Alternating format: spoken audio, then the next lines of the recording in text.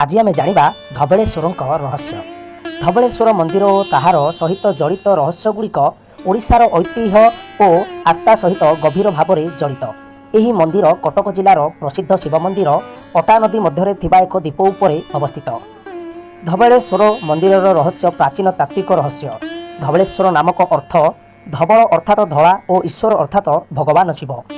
गाथा अनुसार एठारे थिबा शिवलिंग एक स्वयंभू अपेक्षाती शिवलिंग कहुए, जहाँ एक दिन धड़ा रूप धारण करथिले। एही थिरु एहांकु धबलेश्वर बोली कहुए। जल मध्य थिबा मंदिर एक द्वीप उपर अवस्थित, जहाँ को देखिबाकू गोटे अद्भुत अनुभूति मिले।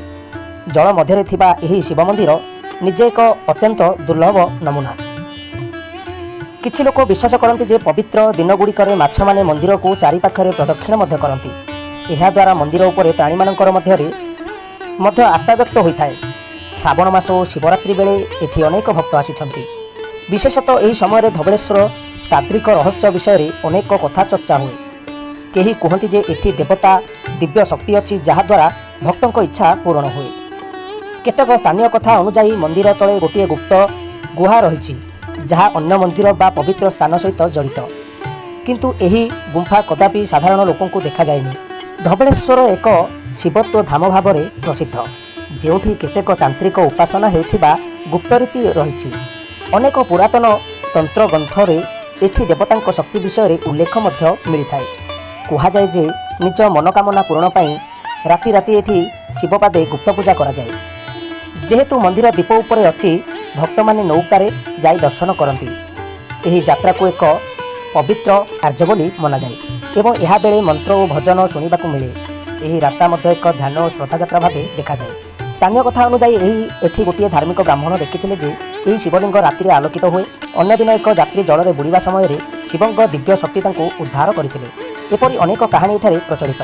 किछि अंचल में विश्वास करा जाय जे धबलेश्वर मंदिर तले गोटे बाली भितर लुचिथिबा प्राचीन धन मध्य रही, जहां महादेवों साप छाड़िले ही मिल पार। यही धन धर्म पर रक्षित अच्छी। केतेक अनुभव अनुसार मंदिर राति बंद रही नाला गालिक घंटा शब्द शुणा मिले। लोक मैंने विश्वास करती यही देवता उपस्थित और शिव नृत्यर संकेत अटे। कहुए जे धबलेश्वर मंदिर से स्थान जो रावण तांका भक्ति प्रदर्शन करने शिवों को पूजुले। यही अंचल शिवों अनुग्रह लाभ करिथिबा एक महापुण्य स्थान बोली विवेचित हुए। केही कहती एठी रावण द्वारा निर्मित थिबा शिव शिला अच्छी, जहाँ दिव्य शक्तिर चिन्ह। केही वृद्ध तांत्रिक माने कहती जे धबलेश्वर मंदिर तले गभीर जल मध्य गोटे देवी जंत्र रक्षित अच्छी, जहाद्वारा ही मंदिर सदा सक्रिय और पूजित रही था।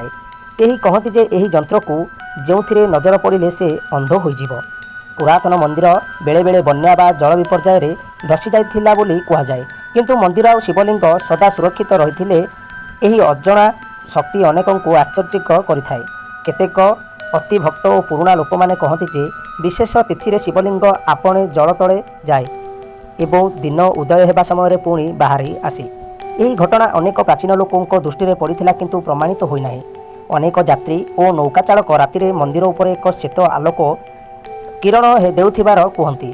यह कौनसी दीप और लाइट नुहे, बरु यह एक दिव्य शक्ति जहाँ मंदिर परिसर को पवित्र करिथाए। जदि आपको यही भिडियोटी देखा भल लगी थाए किंबा आगो एमती भिडियो देखा भल पाओ, ताल आम चैनल को गोटे सब्सक्राइब कर भिडियो को गोटे महादेवों नारे लाइक कर हर हर महादेव लिखि दिंतु। दर्प न्यूज लाइव 8।